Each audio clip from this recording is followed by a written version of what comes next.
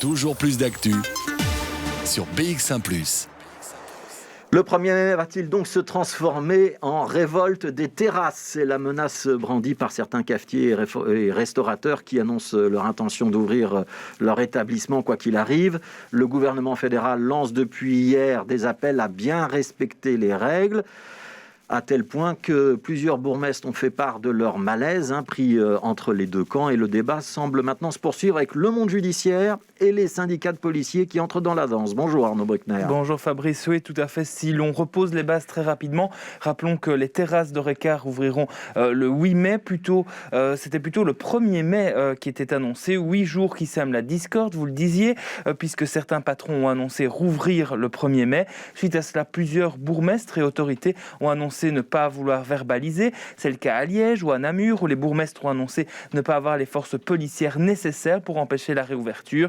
À Bruxelles, la plupart des bourgmestres ont annoncé attendre une réunion pour décider quelle sera leur position commune. Ce matin, dans la presse, 2 bourgmestres avaient réagi et avec des positions opposées. D'un côté, le libéral Vincent De Wolf à Etterbeek, qui annonce qu'il fera de la prévention pour que les terrasses sorties soient rentrées, mais que si les tenanciers s'obstinent, ils seront sanctionnés. De l'autre côté, Hervé Doyen du CDH à Jette, qui s'est dit dans la capitale favorable à une tolérance pour les terrasses dès le 1er mai. Mais au final, est-ce que les bourgmestres ont cette latitude de prendre de telles décisions, de demander à la police de ne pas intervenir, de ne pas verbaliser, ou bien est-ce qu'ils outrepassent leurs compétences ? On a posé la question à une experte. Écoutez Patricia Mincier, avocate en droit administratif. Alors, les bourgmestres sont à la tête, on peut dire, des zones de police, donc de la police locale. La police locale, elle a 2 types de missions. D'une part, des missions de police administrative, c'est-à-dire de veiller au maintien de l'ordre public, et donc au fait qu'il n'y ait pas de débordement sur l'espace public. Et elle a également des missions de police judiciaire, donc de recherche d'infractions pénales. Le bourgmestre, en l'occurrence, il est le chef de la police en tant que police administrative. Donc, il peut donner des injonctions à la police pour que la police mette fin à des débordements qui causent atteinte à l'ordre public. Il ne peut par contre, en principe, pas donner d'ordre à la police s'agissant des missions de recherche d'infractions judiciaires. Ça, ce sont des missions qui reviennent au ministère public et donc aux autorités judiciaires. Donc, en soi, les bourgmestres ne pourraient pas légalement, à mes yeux, donner ordre à la police locale de ne pas dresser de constat d'infraction pénale. Par contre, ils pourraient, dans le cadre de leur mission de police administrative, demander à la police de faire preuve d'une certaine latitude lorsqu'ils constatent des débordements qui touchent à l'ordre public. Alors, on parle beaucoup des bourgmestres, mais il y a donc un autre acteur dans ce dossier, c'est le parquet. Arnaud Bruckner, c'est lui qui décide des poursuites. Une communication a notamment été faite hier. Elle ne rejoint vraiment pas la position des bourgmestres dissidents. Oui, une communication du Collège des procureurs généraux qui a été faite hier soir.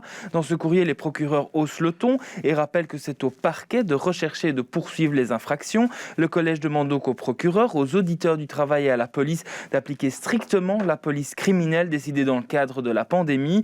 Les procureurs généraux soulignent aussi que c'est bien au parquet de constater et de poursuivre les auteurs des infractions et qu'il ne s'agit donc pas d'une compétence des autorités administratives comme les bourgmestres. Écoutons à nouveau sur ce point l'expertise de notre avocate Patricia Mincier.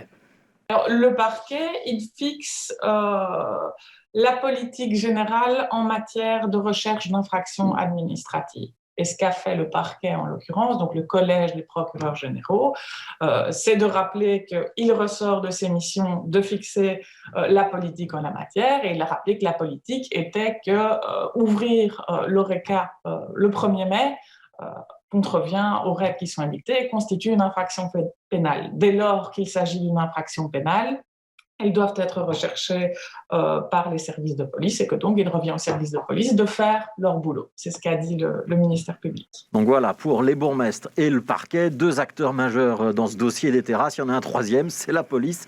Et on va donc se poser la question, Arnaud, de savoir si les policiers vont suivre le fédéral, les magistrats ou les bourgmestres? Alors j'ai contacté ce matin Vincent Gilles, qui est le président du syndicat SLFP Police, qui regrette que la police soit mise dans une telle situation, mais qui partage ce qui vient d'être formulé par l'avocate Patricia Mincier, que le ou la bourgmestre est compétent pour la police administrative, donc ce qui touche à l'ordre public, et donc a son mot à dire sur la réaction policière sur ce point-là, mais qu'il n'est pas compétent lorsqu'une infraction est constatée. Écoutez-le. Lorsqu'une infraction en tant que telle est constatée par la police, c'est le pouvoir judiciaire qui prend la main. Et en l'occurrence, les procureurs généraux se sont clairement positionnés hier en insistant sur le fait que nous devons verbaliser. Et donc, comme d'habitude, depuis maintenant 1 an et 2 mois, les policiers vont d'abord travailler la conviction par la parole, mais il arrivera un moment où effectivement la parole aura ses limites, aura atteint ses limites, et donc ils devront verbaliser.